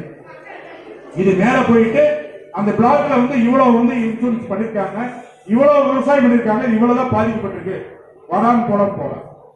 இது போல நீங்க வந்து அவன் சொல்றது வந்து அந்த கான்ட்ராக்ட் ஃபார்மிங்ல இந்த சிக்கல்லாம் வரும். அதே மாதிரி அத்தியாவசிய பொருள்ங்கிறது வந்து எதுவுமே இனிமேல் இல்லை. முதல்ல வந்து அத்தியாவசிய பொருள் அரசாங்கம் வந்து சில பொருட்களை வச்சிருந்தாங்க, அதை வந்து யாரும் பதுக்கி வைக்க முடியாது. இன்னைக்கு வந்து விவசாயத்துல எல்லா பொருளுமே வச்சுக்கலாம், யாருன்னா சக்தி மீறி வச்சுக்கலாம் அப்படின்னு சொல்லிட்டு விவசாயிகள் எவ்வளவு வச்சுக்கலாம் சொன்னாங்க. விவசாயிக்கு 85% விவசாயிகள் வந்து அன்னாட காட்சியா இருக்கீங்க. அவங்க எங்க கொண்டு போய் வந்து உற்பத்தி பண்ற பொருள் ஸ்டாக் வச்சு வைக்கக்கூடிய சக்தி எத்தனை பேருக்கு இல்ல. அந்த விவசாய பொருளை உற்பத்தி பண்ணக்கூடிய பொருளை ஸ்டாக் வைக்கிறதுக்கு பெரிய பெரிய ஆளுங்க வந்து இங்க குடன்புற இருக்கக்கூடிய குடன்புற வாடகை எடுத்துக்கலாம், சொல்றாங்க. போட்டான்னு சொன்னா அந்த பொருள் பூரா அவன் இடத்துல தான் இருக்கு, நமக்கு இருக்காது. அப்போ வாங்கக்கூடிய பொருள் 30 ரூபாய்க்கு வாங்கினா 70 ரூபாய்க்கு வைக்கலாம், 80 ரூபாய்க்கு வைக்கலாம். அதுல விவசாயம் மட்டும் இல்ல, ஒட்டுமொத்த மக்களுமே அதிகப்படியான விலைக்கு தான் வாங்கி சாப்பிடுறாங்க. அதனால பொதுமக்கள் நினைக்கிறாங்க விவசாயிகள் மக்கள் இது பாதிப்பு சொல்லி, இது ஒட்டுமொத்த மக்களுக்கு இந்தியாவுக்கு அத்தனை பேருக்கும் பாதிப்பு தான். அவ்வளவு பேருமே பாதிக்கப்பட போறாங்க. அவன் வந்து ஏற்றுமதியை வந்து ஃப்ரீ பண்ணிடுவான் விவசாய பொருள். அவன் தான் ஏற்றுமதி பண்ண முடியும். நம்ம ஊர்ல இருக்கிற விவசாயிக்கு ஏற்றுமதி பண்ண முடியுமா? அதே சொல்றாங்க நம்மளுடைய விவசாய பொருள் இந்தியாவில் எங்க வேணாலும் போய் வித்துக்கலாம், ஃப்ரீ பண்ணிட்டோம் அப்படிங்கிறாங்க. இப்ப மட்டும் என்ன ஃப்ரீ பண்ணாமல இருக்கு. நம்ம வந்து வடக்கு இந்தியாவில இருந்து வட இந்தியாவில இருந்து இந்த பக்கம் வந்து இன்னைக்கு ஆப்பிள் வரலையா, கோதுமை வரலையா, நெல்லு வரலையா, இல்ல ஆரஞ்சு வரலையா, இல்ல இங்க இருக்க கோழி முட்டை வந்து இங்க இருந்து அங்க போகலையா, பக்கத்தோളം வரலையா, எல்லாம் வந்துட்டு தானே இருக்கு. அது நீ ஃப்ரீ பண்ணிட்ட, அது வந்துட்டு தானே இருக்கு. அப்போ நீ வந்து ஃப்ரீ பண்ணிட்டு சொல்ற, அப்ப எதுக்கு தடுத்து நிறுத்திருக்க? இப்ப எந்த பொருளுக்கு நீ தடை போட்டிருக்க? விவசாய பொருள் வந்து அங்க இருந்து வரக்கூடாது, இங்க இருந்து அங்க போகணும்னு சொல்லி எதுக்கு தடை போட்டிருக்க? போடலையே. ஆனால் அங்க மண்டின்னு ஒண்ணு இருக்கு, அதே மாதிரி கூட்டுறவு மையம் ஒண்ணு இருக்கு, அங்க ஒண்ணுமே நம்ம கொடுப்போம். நீங்க வந்து 2 கூட தக்காளி எடுத்துட்டு இங்க இருந்து சேலம் போய் விற்க முடியுமா? சேலத்துக்கு நாங்க மாணவருக்காக 2 கூட தக்காளி இருக்குங்க, கொண்டு போக முடியும் சொல்லி நான் சேலத்தில் விற்க முடியும்? முடியாது. அட்லீஸ்ட் முடிஞ்ச வரைக்கும் நாமக்கல் வரைக்கும் வரல. ஆனா ஒரு விவசாயி வந்து எடுத்துக்கிட்டு இன்னைக்கு அங்க போட சொன்னா, இன்னைக்கு வீட்டுல மாடு இருக்கும், காலையில பால் கறந்து சாயந்தரம் பால் கறக்கும். அதை விட்டுட்டு நீங்க வந்து கோழி எடுத்துக்கிட்டு போய் சேலம் போய் இறக்கிட்டு வந்தானே வீட்டுக்கு மாடு பால் கறந்துட்டு பார்க்க முடியுமா? முடியாது. நீங்க ஒரு கூட்டம் நடக்கிற கூட பால் கலக்கிற நேரத்தை கணக்கு வச்சுதான் நீங்க கூட்டமே போறோம். இன்னைக்கு அந்த மாதிரி சூழ்நிலை. நீ எல்லாம் ஒட்டுமொத்தமாக விவசாயிகளை அழிக்கக்கூடிய திட்டம் இந்த மசோதா. அதையெல்லாம் நம்ம வந்து வடக்கு விவசாயிகள் போராடிட்டு இருக்காங்க, நமக்கு இல்லைன்னு சொல்றது இல்லை. அவ்வளவு பெரிய பாதிப்புகள் நமக்கு இருக்கு. இதையெல்லாம் புரிந்து கொண்டு வரவேற்கின்ற சட்டமன்ற தேர்தலில் இது எல்லாம் நாம் வந்து எதிர்ப்பா போய் இந்த ஆளுங்கட்சியை தோற்கடிக்கும். ஆளுங்கட்சிக்கு இதனால ஒரு பயம் வரும். இந்த மாணவர்களே இருக்கிற வார்த்தையை விட்டு போகணும். இந்த விவசாயிகள் மட்டுமல்ல, ஏழை எளிய மக்கள் அதிகம் வசிக்கக்கூடிய இந்தியாவில் கார்பரேட் கம்பெனிகள் எல்லாம் வந்து இன்னைக்கு வந்து அடக்குமுறை கொண்டு வர சூழல் உருவாக்கி சொன்னா அத்தனை பேருமே இன்னைக்கு வந்து இன்னைக்கு கூலி தொழிலாளர் செய்யக்கூடிய வாழ்க்கை வந்து அவர் வாய்ப்பு வந்து உருவாக்கிற மாதிரி. அதனால ஓட்டுரிமை தான் இன்னைக்கு இருக்கிறதுலேயே மிகப்பெரிய சக்தி வாய்ந்து, பல கோடி ரூபாய்க்கு வந்து சக்தி வாய்ந்த ஒரு ஓட்டு அமைப்பு. அந்த ஓட்டு உரிமையை நாம் வந்து இன்னைக்கு வந்து வித்துட்டோம்னு சொன்னால் வரக்கூடிய எதிர்கால அத்தனை சந்ததியுமே இன்னைக்கு பாதிக்கப்பட சூழல். இதையெல்லாம் இந்த தேர்தலில் வந்து சரியான பாடம் கொடுக்க வேண்டும் என்றால் இந்த ஒன்றியத்தில் இருக்க இந்த வடக்கு ஒன்றியத்தில் வந்திருக்க எல்லாமே அந்தந்த பகுதியில் இருக்க ஒரு குக்கிராம திண்ணை கூட்டங்கள் போடுங்க. திண்ணை கூட்டத்தில் விளக்கத்தை சொல்லுங்க. விளக்கத்தில் இதெல்லாம் அரசியல் அப்பாற்பட்டு நம்முடைய சங்கங்கள் நீங்க வந்து ஓட்டு போடுறதுங்கிறது மட்டும் நமக்கு வந்து அந்த ஒரு நாள் நம்முடைய எண்ணங்கள் தவறான முறையில் போய் சேர்ந்துட்டு சொன்னா 5 ஆண்டுகளே நம்ம வந்து போறோம். 5 ஆண்டுகள் மட்டும் அல்ல, அந்த தப்பான ஒரு அரசியலுக்கு அவங்களுக்கு நாமளே வந்து அங்கீகாரம் கொடுக்கும் பொழுது அவர்கள் இதை விட துணிச்சு செய்யற மாதிரி தப்பு செய்யறது. இது எல்லாம் முறியடிக்கணும்னு சொன்னா இந்த தேர்தலை வந்து மாற்றத்தை உருவாக்க வேண்டும். அதுக்குதான் பொதுச்செயலாளர் அவர்கள் வந்து 13 ஆண்டுகளாக பல தேர்தல்களை சந்தித்து 4 முறை தேர்தலை சந்தித்து தோல்வியுற்றால் கூட தொடர்ந்து அந்த பயணித்து கொண்டு இன்னைக்கு வந்து ஒரு வாய்ப்பு அரசியல் அதிகாரம் வந்திருக்கு சொன்னால் அதையெல்லாம் கடின உழைப்பு அந்த நம்ம மேல வைத்திருக்கக்கூடிய நம்முடைய சமுதாயத்தின் மேல இருக்கக்கூடிய அன்பின் காரணமாக நம்பிக்கையின் காரணமாக இன்னைக்கு வந்து மக்கள் வாக்களித்திருக்கிறார். அதே போல வரக்கூடிய சட்டமன்ற தேர்தலில் நாமக்கல் மாவட்டத்தில் 2 தொகுதி, ஒன்று நாமக்கல், ஒன்று சேர்ந்தவங்க திருச்செங்கோடு, இந்த 2 தொகுதியில கொங்குநாடு மக்கள் தேசிய கட்சி கண்டிப்பாக தேர்தல் நிற்கக்கூடிய வாய்ப்பு. இந்த 2 தொகுதியில நிற்கக்கூடிய வாய்ப்பு நம்ம மாவட்டத்தில் வருது. அதுல நிற்கக்கூடிய வேட்பாளர் நம்ம வந்து பொதுவாக யாரை நிற்கிறாரோ கண்டிப்பாக அதை பெரிய வெற்றியாக மாதேஸ்வரன் அவர் சொன்னார். அந்த வெற்றி வந்து 234 தொகுதியில அதிக வாக்குள்ள தொகுதியை வெற்றி பெற்றிருக்க நாமக்கல் சொன்னார். நாமக்கல் மாவட்டம் பொறுத்த வரைக்கும் நாமக்கல் பாராளுமன்ற தொகுதி ஏடிஎம்கே கோட்டைன்னு சொல்லுவாங்க. அதிமுக கோட்டையை வந்து முறியடித்து இவ்வளவு ஓட்டு போன முறை 3 லட்சம் ஓட்டு கேஸ்ல வெற்றி பெற்றிருக்காங்க. இப்போ நம்ம வந்து அதையும் தாண்டி 2,60,000 ஓட்டுனா 5,60,000 வாக்கு கேஸ்ல நாம வந்து ஜெயிச்சிருக்கோம்னா அதெல்லாம் சாதாரண வெற்றி. இதெல்லாம் மனதில் வைத்துக் கொண்டு வர இருக்கின்ற தேர்தலுக்கு இப்போது தேர்தல் பணியை தீவிரப்படுத்துங்க. பொதுமக்கள் இடத்துல சொல்லுங்க. நாம் வந்து கொடுத்திருக்கிற அத்தனை வரிப்பணம் தான் நம்ம மத்திய மாநில அரசுகள் போய் இன்னைக்கு வந்து நம்ம கிராமத்துக்கு வந்து யாரும் பாக்கெட் மணி செலவு பண்றது இல்லை. யாருமே பாக்கெட் மணி செலவு பண்றது இல்லை. அங்கிருந்து எடுத்து பாக்கெட் தான் போட்டுக்கிறாங்க. நம்முடைய பணம் தான் நமக்கு வருது, திட்டங்களா வருது. அந்த திட்டத்தை சரியான முறையில் செயலில் எனக்கு நீங்க போட்டோ வாட்ஸ்அப் பண்ணணும். நானும் எத்தனை இடத்துக்கு வர கீழ்த்தாத்தம் ஊர்ல ஒரு ரோடு வந்து தமிழ் இப்ப அந்த ரோடு போடத்துன்னு சொல்லுங்க. ரோடு போடணும். நானும் வந்து இப்ப வர வாரம் அடுத்த வாரம் ஒன்று தான் எனக்கு ரெஸ்ட். அதுக்கு அடுத்தது வந்து கம்ப்யூட்டர் இன்ஸ்பெக்ஷன் போறேன். இன்னும் பெண்டிங் இருக்கிறதெல்லாம் பார்க்கணும். இதையெல்லாம் செய்யும் பொழுது பல கோடிகளை வந்து மக்களுடைய திட்டங்களை திருப்பி செய்ய வைக்கும் பொழுது இன்னைக்கு சொல்ற வந்து அண்ணன் வந்து 30% போட்டு ரோடு 60% வந்திருக்கு. அப்ப 80% வந்து இதெல்லாம் ஏன் சொல்றாங்க? மோனூர்ல போட்டது வந்து ரோடு 3 ரோடு போட்டாங்க. எம்எல்ஏ பண்ற ஒரு வந்து அங்கன்வாடி பில்டிங் திருப்பி கட்ட வச்சார். வசந்தபுரத்துல ஒரு அங்கன்வாடி பில்டிங். இப்ப வந்து நான் இன்னைக்கு பக்கமா ஒரு காரியத்துக்கு போயிருந்தேன். இங்க வெட்டரி காலேஜ்ல இருந்து ஈச்சவாரி வழி இந்த பகுதி போறப்ப யாராவது இருக்காங்க கூட்டத்துக்கு அந்த ரோடு எவ்வளவு மோசமா இருக்கு? ரொம்ப டேமேஜ். யாரும் சொல்லல, நான் பார்த்துட்டு அந்த ரோடு புதுசு போறதுக்கு ஏற்பாடு பண்ணிருக்கேன். இது யாரு தப்பு சொன்னா நீங்க போட்டோ பண்ணி நான் இன்ஸ்ட்ரக்ஷன் வந்திருக்கேன். நான் வந்து அந்த காலேஜ் வந்து அந்த கண்டன்சி போல எனக்கு தெரியாது. ரோடு அவ்வளவு மோசமா இருக்கு. அந்த ஈச்சவாரி வந்து ஈச்சவாரி மேல் ஈச்சவாரி போகுது.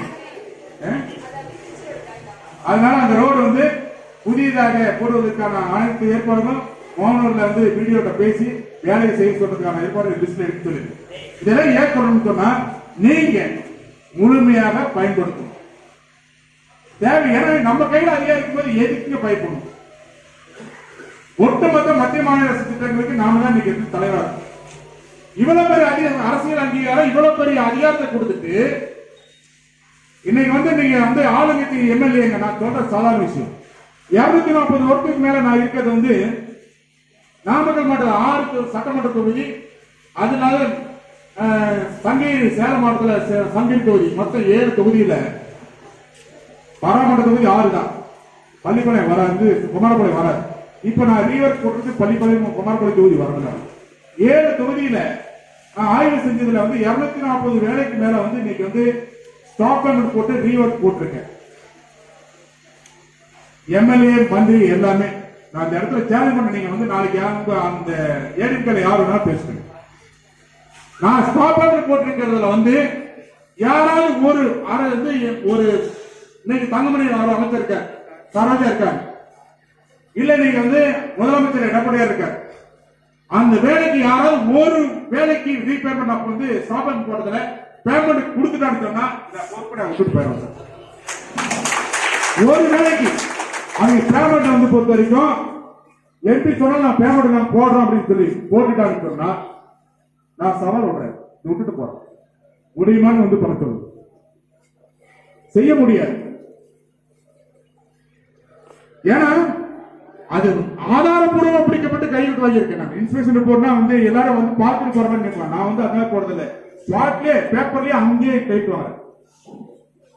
இது எல்லாம் எதுக்கு சொல்றேன்னா அத்தனை பேருக்கு குடும்பம் நம்ம கையில் இருக்கு. இன்னைக்கு இந்த 7 சட்டமன்றத்தில் இருக்கக்கூடிய வேலை மத்திய மாநில அரசுடைய திட்டங்களுடைய குடி யாகையில் இருக்கு. அவங்களுக்கு எப்படி வந்து அமித்ஷா கையில குடியிருக்க மாதிரி அதிமுக கட்சி நடக்குது, பிஜேபி அமித்ஷா கையில் தான் இருக்கு. அமித்ஷா என்ன சொன்னாலும் அதுக்கு சாமான் தமிழ் சொல்றாங்க. அதிமுக பிஜேபி கூட்டணி ஆமாங்க 45 தொழில் நான் நிற்போம், சரி எடுத்துக்கங்க. அதிமுக வேட்பாளர் நாங்க தான் போட்டுக்கங்க. நிலைமை அவ்வளவு மோசம் போயிட்டு இருக்கு. இப்ப சொல்லிருக்காங்க முதலமைச்சரும் நாங்க தான் போட முடிவு பண்ணணும் சொல்லி அறிவிச்சிருக்காங்க. பிஜேபி வந்து தமிழகத்தினுடைய இந்த கூட்டணி அவங்க வந்து தேசிய ஜனநாயக கூட்டணி இருக்கிறது. என்ன பேர் இருக்காங்க கூட்டணி தான் தமிழ்நாட்டுக்கு முதலமைச்சர் யாருன்னு சொல்லி முடிவு பண்ணு சொல்லி அறிவிச்சிருக்காங்க. சொன்னா இவங்க முடியாதுன்னு சொல்லி இவங்க மறுபரிக்க கொடுக்க முடியல. எவ்வளவு ஒரு மோசமான ஒரு அரசாங்கம். இதே அம்மா சொன்னாங்க மோடியா லேடியான்னு சொல்லி கேட்டாங்க. அம்மாவுடைய ஆட்சி நடக்குது சொல்லி சொன்னாங்க. ஒரு வார்த்தை பேச ஒரு உள்துறை அமைச்சர் வரான்னு சொன்னா முதலமைச்சர் வந்து துணை முதலமைச்சர் போய் ரிசீவ் பண்ண வந்து புரோட்டோகால் படி கிடையாது, மரபு படி கிடையாது. ஒரு கேபினட் மந்திரி தான் போய் இருந்து ரிசீவ் பண்ணா போலாம், ஒருத்தர் 2 பேர் போலாம். ஆனா முதலமைச்சர் துணை முதலமைச்சர் ஒட்டுமொத்த அமைச்சர்களும் போய் இன்னைக்கு வந்து அவர் மணிக்கணக்கில் உட்கார்ந்து ரிசீவ் பண்ண சொன்னா இன்னைக்கு அதிமுக கொடி பிடிச்சிட்டு போய் ரிசீவ் பண்ண சொன்னா இதை விட ஒரு மோசமான சூழ்நிலை சொல்ல முடியாது. எனக்கு வந்து மணப்பள்ளியில இருந்து அன்னைக்கு வெங்கரையில இடத்துல ஆலக்குடிக்கு வந்து இந்த இடத்துல கருப்பொடி காட்டுறதுக்கு போனூர்ல இன்ஸ்பெக்ஷன் வரும்போது காட்டுறதும், பள்ளிப்பாளையத்துல வந்து ஒரு அமைச்சர் தொகுதியில என்ன வந்து ஆய்வு போகும்போது அமைச்சர் 200 பேரத்தை கூப்பிட்டு இன்னைக்கு கருப்பொடி காட்ட சொல்றா இதை விட ஒரு ஆளுங்கட்சி எதிர்கட்சிக்கு கருப்பொடி காட்டுறது சரித்திரத்திலே இதான் முதல். எவ்வளவு கேவலம் இதுக்கு தானே இப்போ நான் சொல்ற எம்எல்ஏ வந்து என்ன அடிக்க வந்த, நான் அடிக்கல, பேசல. அடிக்கிறது பேசுறதெல்லாம் ஒரு பெரிய வேலை இல்ல, நான் செய்யல. காரணம் வந்து அந்த வெளியே போய் கூட பேசும்போது எம்எல்ஏ என்ன சொல்றாங்க, அவன் ஏதோ அமைதியா இருக்கான், என்ன ஏதோ பண்ண போறான், அமைதியா இருக்கிறது பார்த்தா என்ன முடிக்காம விட போறான்னு அப்படின்னு வெளியில போய் நீ பதட்டப்பட்டு பேசுறீன்னு சொன்னால் அதுக்கு வலிமை வைக்கணும்னு சொன்னா அந்த அமைதிதான். நான் பைதா போயிட்டேன். உங்க வீட்டுல 2 இன்ச்சு பைப் போடுன்னு சொல்லி நான் வந்து எனக்கு வந்து புகார் எடுப்பீங்க சொல்றது. நீ இருக்கா இல்லைன்னு சொல்றது அதையே சொல்ல வேண்டிய கொடுக்கும். குற்றச்சாட்டு வரக்கூடிய குற்றச்சாட்டு யார் மேல இருந்தாலும் அந்த குற்றச்சாட்டு அது சம்பந்தப்பட்ட அதிகாரிக்கு கேட்க வேண்டிய கடமை மக்கள் பிரதிநிதி. அது வந்து அந்த அதிகாரி போய் பார்க்க வேண்டியது. அந்த அதிகாரி போய் பார்க்க வேண்டிய சூழ்நிலையில விட்டுட்டு நீ அதிகாரத்தை பயன்படுத்தி இல்லைன்னு சொல்லிட்டு அந்த அடிக்க வரணும்னு சொன்னால் அது உனக்கு வந்து சொல்றேன், நான் என்ன போட்டேன்னா சொல்லி பேசுறேன். அது இருக்காது, நான் பேச முடியாது. ஆனா நீயே தப்பா பேசிக்கிட்ட. ஆனால் அந்த இடத்துல வந்து நான் சொன்னது வந்து 2 இன்ச்சு பைப் வந்து வீட்டுக்கு தண்ணி போறது சொன்னேன். இருக்கு இல்ல அது அதிகாரி சொல்லட்டும். அதன் பிறகு அடுத்த நாள் வந்து இன்ஸ்பெக்ஷன்ல வந்து வைக்கிறது வைக்கிறேன் 3 பைப்பு 3/4 இன்ச்சு பைப். யாருக்காவது 3/4 இன்ச்சு பைப்ல வீட்டுக்கு தண்ணி கனெக்ஷன் வருதா? வரல. இன்னைக்கு 3 இன்ச்சு 3/4 இன்ச்சு பைப் தண்ணி போறது அதிகாரி கொடுத்துட்டாங்க. 3 கனெக்ஷன். எப்படியா 3 கனெக்ஷன் கொடுத்துன்னு கேட்டேன். 3 டோர் வச்சிருக்காங்க. சரி 3 டோர் வச்சிருந்தா 3 கனெக்ஷன் கொடுத்தாரு. 3 ஈபி கனெக்ஷன் வாங்க முடியுமான்னு கேட்டேன். 3 டோர் வச்சிருக்கீங்க, 3 டோருக்கு 3 ஈபி கனெக்ஷன் கொடுப்பானா? கொடுக்க மாட்டான். அப்ப ஈபி கார கொடுக்க மாட்டேங்கிறான், 3 டோருக்கு 3 ஈபி கனெக்ஷன் கொடுத்து நீ எப்படி வாடகை கொடுத்த அப்படின்னு சொல்லி கேட்டேன். சரி 3 டோர் திறந்தா ஒரு வீட்டுக்கு ஒரு வீட்டு கனெக்ஷன் இல்லையா? 3 டோர் திறந்தா ஒரே ஆளுக்குள்ள வந்தா இணையாது 3 டோர்னு. சரி ஒருத்தர் வந்து வசதி காலத்துல 5 கனெக்ஷன் கேட்கறான், 3 கனெக்ஷன் தான் கொடுத்துருவேன், 6 கனெக்ஷன் தான் கொடுத்துருவாங்க. இது எல்லாம் ஏன்னு சொன்னா தேர்தல் நேரத்தில் இதெல்லாம் பிரதிபலிக்கும். இதெல்லாம் ஆளாத கையில் வச்சுட்ட. சரி ஆளாதோட பிரதிபலிக்கும். சரி உனக்கு சொத்து மதிப்பு வந்து 87 லட்சம் கொடுத்த, தங்கமனுடைய சொத்து மதிப்பு 1 கோடி, எடப்பாடியுடைய சொத்து மதிப்பு 7 கோடி. போன தேர்தல் அது கொடுத்திருக்க சொத்து மதிப்பு. அவரோட சொத்து மதிப்பு அவ்வளவுதான். இன்னைக்கு மெடிக்கல் காலேஜ் உழுதுச்சு இல்லையா? மெடிக்கல் காலேஜ் பார்ட்னர் தங்கமணி தான். இன்னைக்கு வந்து அது மட்டும் இல்லைங்க, இன்னைக்கு வந்து அவருடைய சொத்தெல்லாம் பல ஆயிரம் கோடிகள் போயிடுச்சு. 1 கோடி தான் இருந்ததை சொத்து எம்எல்ஏ நிக்க முடியுமா சொல்லுங்க? எம்எல்ஏ நிக்க முடிஞ்சா 1 கோடி ரூபாய் இருந்ததை சொத்து எம்எல்ஏ நிக்க முடியுமா? அசை சொல்லி எல்லாம் சேர்த்து 1 கோடி தான். இது எல்லாம் ஒரு மோசமான ஒரு அரசுங்கிறது சொல்றது. இதை விட ஒரு சொல்றது இதை விட ஒரு மோசமா சொல்றது வழியே இல்லை. அவ்வளவு ஒரு அரசாங்கம் அவ்வளவு ஒரு மோசமா விவசாயிகளை வந்து தண்டிக்கிறாங்க, ஏழை எளிய மக்கள் பாதிக்கப்படுறாங்க. விவசாயம் மட்டும் அல்லாமல் நீங்க மோட்டார் லாரி வச்சிருக்கீங்க ரொம்ப கஷ்டப்பட்டு இருக்காங்க. நீங்க நிறைய பேர் லாரி டியூ லாரி பைனான்ஸ் எடுத்து போயிடுறாங்க. பைனான்ஸ்கார கண்டா ஓடி ஒன்ற சூழ்நிலை வந்து லாரியா இருக்காங்க. விவசாயத்திலிருந்து இந்த லாரி தொழிலுக்கு போய் கிளீனரா இருந்து டிரைவரா போய் லாரி வந்து 1 வண்டி 2 வண்டி வாங்கி இருக்கக்கூடிய லாரி டிரைவர்ல உடனே போன பிறகு இன்னைக்கு அது ஜிபிஎஸ் வைக்கணும்னு சொல்லி 47 கம்பெனிகள் வந்து மத்திய அரசால் கொடுக்கப்பட்டு அங்கீகரிக்கப்பட்ட கம்பெனியில 12 கம்பெனி மட்டும்தான் வந்து ஜிபிஎஸ் கருவி பொருத்தத்துக்கு வந்து தமிழ்நாடு அரசு பர்மிஷன் கொடுத்திருக்காங்க. ஸ்பீடு கவர்னர் கொடுக்கிறது வந்து ஒரு குறிப்பிட்ட கம்பெனி கொடுத்திருக்காங்க. ஒரு 5 கம்பெனிக்கு வந்து ரிஃப்ளெக்டர் ஸ்டிக்கர் வந்து கொடுத்திருக்காங்க. இது வந்து பாத்தீங்கன்னா அந்த லாரி ஓனர்ஸ் அசோசியேஷன்ல வந்து கொடுத்த 2300 கோடி ரூபாய் ஒரு ஆண்டுக்கு ஊழல் நடக்குதுன்னு சொல்லி நீங்க நாம நினைக்கிறோம் நமக்கு என்ன சின்ன விஷயம் தானே சொல்லி 2300 கோடி ரூபாய் இந்த சாதாரண விஷயத்துல போயிடுச்சு. லாரி தொழில் கதறிட்டு இருக்காங்க, கண்ணீர் விட்டு அழுதுட்டு இருக்காங்க. டாக்ஸ் வந்து கொரோனா வண்டி உடம்பு டாக்ஸ் கண்டுபிடிச்சு இருக்காங்க. கொரோனா டைம்ல வந்து லாரி வாடகை சரியில்லைன்னு சொல்லி தருமாறி இருந்தாங்க. இப்படிப்பட்ட சூழ்நிலை 2300 கோடி வைக்கிறாங்க. இப்ப வந்து இந்த போராட்டங்கள்லாம் வரும்போது இப்ப ஜிபிஎஸ் வந்து பொறுத்த வரைக்கும் அந்த மாதிரி நாங்க எடுத்துக்கணும்னு சொல்லி இப்ப அறிவிச்சிருக்காங்க. இதெல்லாம் ஏன் சொன்னா மக்கள் விழிப்புணர்வா இருந்தாங்கன்னா இந்த அரசாங்கத்தை மிரட்ட முடியும். நேற்று நடந்த போராட்டத்துக்கு இது தென்பெண்ணை ஆற்றில இருந்து தூள்செட்டி ஏரிக்கு வந்து தண்ணீர் வாய்க்கால் கொண்டாடக்கூடிய போராட்டத்தை அறிவிச்சிருந்ததுல முதல் லைட் எனக்கு போன் பண்றாங்க, நீங்க வந்து தயவு செய்து நீங்க போயிட வேண்டாம், நீங்க வந்து அந்த கண்டன ஆர்ப்பாட்டத்துக்கு போக வேண்டாம் அப்படின்னு சொல்லிட்டு பேசிட்டு 2 நாட்களுக்குள்ள அது ஜியோ ஆக போகுது, அதனால வந்து கண்டன ஆர்ப்பாட்டத்துக்கு போகுதுன்னு சொல்லிட்டு அரசு அதிகாரி போன் பண்ணி எனக்கு பேசுறாங்க. நான் இதை வந்து பொதுச்சாளர்கிட்ட பேசிட்டு சொல்ல முடியும்னு சொல்லிட்டு பொதுச்சாளர்கிட்ட தகவல் கொடுத்துட்டேன். 2 நாட்கள் வந்து இந்த ஆர்ப்பாட்டம் நடத்த தெரிஞ்ச உடனே அவங்க வந்து முதல் நைட் பேசுறாங்க, பர்மிஷன் கொடுக்கல, மறியல் நடத்துறதுக்கு வந்து கொடுக்கல கண்டன ஆர்ப்பாட்டத்துக்கு. ஆனா வந்து கூப்பிட்டு 2 நாள் ஜியோ போறோம்னு சொன்னாங்க. சரி ஜியோ போறோம்னு அறிக்கை கொடுங்க, நாங்க நன்றி கூட வச்சுட்டு போறோம். அறிக்கை கொடுத்தா நன்றி கூட வச்சலன்னு சொல்லி. ஆனா அவங்க கண்டிப்பா என்னன்னா நாம வந்து இந்த கண்டன ஆர்ப்பாட்டம் நடத்திட்டோம்னு சொன்னா அதன் பிறகு அறிவிச்சா தமிழ்நாடு மக்கள் தேசிய கட்சி போராட்டம் பண்ணி தான் அறிவிச்சோம்னு சொல்லி வந்துடும் சொல்லிட்டு அவங்க அந்த மாதிரி வந்து முன்கூட்டியே நடவடிக்கை மாதிரி எடுத்தாங்க. ஆனா நாம வந்து அவங்க நினைச்சாங்க தடையை மீறி நம்ம நடத்தினாலதான் நேற்று வந்து இன்னைக்கு தமிழ்நாடு அளவுல இன்னைக்கு மிகப்பெரிய அளவுல விளம்பரத்தை அவங்களே தெரிவிக்கப்பட்டாங்க. நேற்று நடந்த போராட்டத்துல தமிழ்நாடு பூரா தெரிவித்து சொன்னா அங்கங்க அந்தந்த மாவட்டத்துல இன்னைக்கு வந்து போய் இன்னைக்கு மறியல் பண்ணதுனால கைது பண்ணாங்க. தமிழ்நாடு பூரா தெரியும். இனிமேல் அந்த திட்டம் நிறைவேற்றினா தமிழ்நாடு மக்கள் தேசிய கட்சி சார்பாக தான் நிறைவேற்றினாதான் வரும். அப்படிப்பட்ட சூழ்நிலை வர தேர்தல் நெருங்கிட்டு இருக்கு. கண்டிப்பா நீங்க எல்லாம் வீடுகள் வந்து இப்ப நீங்க எல்லாம் இங்க வந்திருக்கீங்க அத்தனை பேருமே ஒவ்வொருத்தரும் ஒரு 2-3 வீடு மட்டும் பாத்தீங்கன்னா போதும்.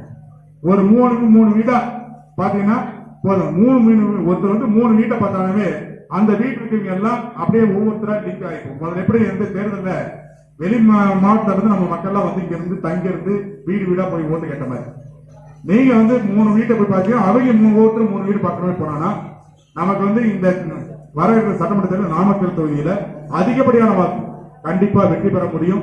அத்தனை வாய்ப்புகளும் இருக்கு. அத்தனை சொல்லி வாக்கு கேட்கறதுக்கான அத்தனை விஷயங்கள் நம்ம சொல்லக்கூடிய வகையில் இருக்கு. அதனால பொதுமக்கள் ஐயா தாங்கள் தமிழ்நாடு மக்கள் தேசிய அத்தனை பேர் நீங்க வந்திருக்கீங்க. உங்க எல்லாம் இந்த நேரத்தில் மனதார வந்து இந்த கூட்டத்துக்கு வந்து சந்தோஷப்படுறேன்.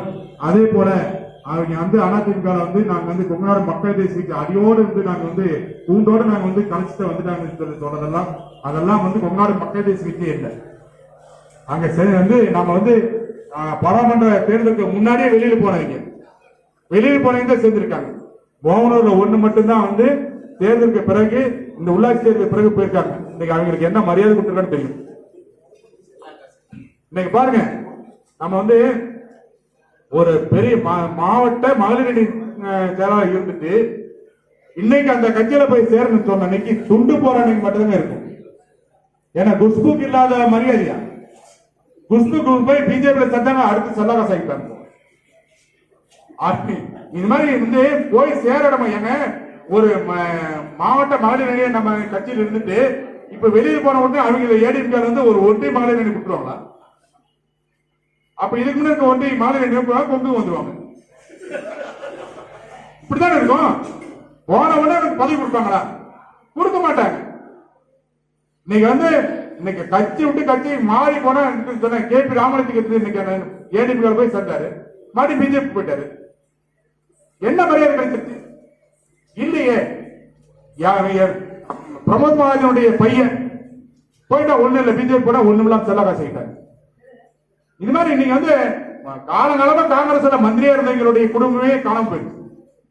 அதனால இவங்க எல்லாம் நினைச்சதெல்லாம் நமக்கு வந்து கட்சியில போய் சேர்த்துட்டா துண்டு போட்டு நம்ம சேர்த்துட்டோம், அதனால வந்து நம்ம வந்து ஏடிஎம்கே நமக்கு பலமாயி போச்சு நினைக்க வேண்டாம்.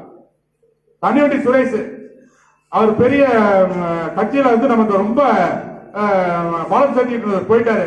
நமக்கு வந்து கட்சியை கூட்டோட போன மாதிரி இன்னைக்கு இவ்வளவு பேர் வந்திருக்கோம். ஒரு மேற்கு ஒன்றியத்துக்கு மோனூர் மேற்கு வந்து வடக்கு ஒன்றியத்துக்கு மட்டும் இவ்வளவு பேர் வந்திருக்கும். இன்னும் 2 ஒன்றியம் இருக்கு, 4 இருக்கு. நீங்க அவங்க நடத்தினா கூட இந்த மாதிரி ஒரு பொதுக்குழு நடத்த முடியாது. நடத்த முடியாது. அப்போ தமிழ்நாடு மக்கள் கட்சி வந்து இதுல வந்து வரும்பொழுது இருக்கக்கூடிய நம்பிக்கை தொடர்ந்து கண்டிப்பா கடைபிடிக்கப்படும். நான் எப்படி இருக்குன்னு நினைக்கிறேன் அதே மாதிரி நாளைக்கு வந்து இதுல நம்ம தமிழ்நாடு மக்கள் தேசிய கட்சிக்கு வேட்பாளர் வந்து நமக்கு வந்து அறிவிச்சாங்கன்னா நாம இதுல ஜெயிக்கிறோம். நாம எப்படி இருக்கோமோ கை சுத்தமா அதே மாதிரி கை சுத்தமா இருந்து இந்த தொகுதியில் நமக்கு வாய்ப்பு இருக்கு.